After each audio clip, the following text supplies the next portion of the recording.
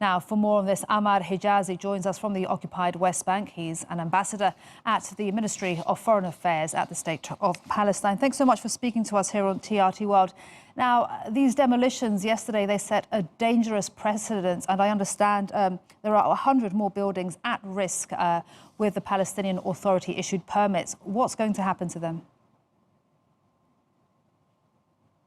Most probably, given the inaction by the international community and the silence we see at several levels in relation to these actions, in particular towards taking action and holding Israel accountable for these criminal actions, I believe that Israel will continue on with this criminal behavior.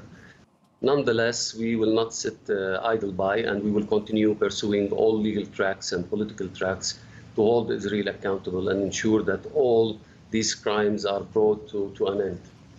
And when you say you will not sit idly by, what recourses are you thinking of taking? Well, there are a few that are on way. One is with the International Criminal Court, and we have already prepared a letter to the prosecutor reminding her that she had took so long to open investigations, and reminding her that she has a duty and that those crimes that are being committed under her watch needs to be investigated, and to call on her to open investigations. Several other tracks are taking place, including there will be a discussion today in the Security Council, and I believe many actions will follow. The Palestinian leadership will react to this criminal Israeli colonial regime behavior by taking several political measures, including towards the whole relationship with this criminal occupation. Mr. Hijazi, we saw the families that live there. We're looking at them now forcefully removed from their homes. What happened to them, and where will they live now?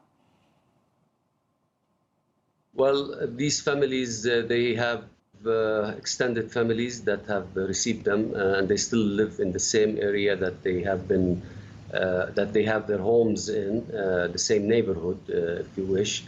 Nonetheless, the Palestinian government has declared, and the president himself has declared, that we will take care and try to provide as much assistance as possible to these families to ensure that they are not left to face their fate alone, and to ensure that they continue to be resilient and steadfast on their land and not to leave that area. There is a general community feeling within Jerusalem and the wider Palestinian community, whereby there is a huge solidarity taking place within Palestine.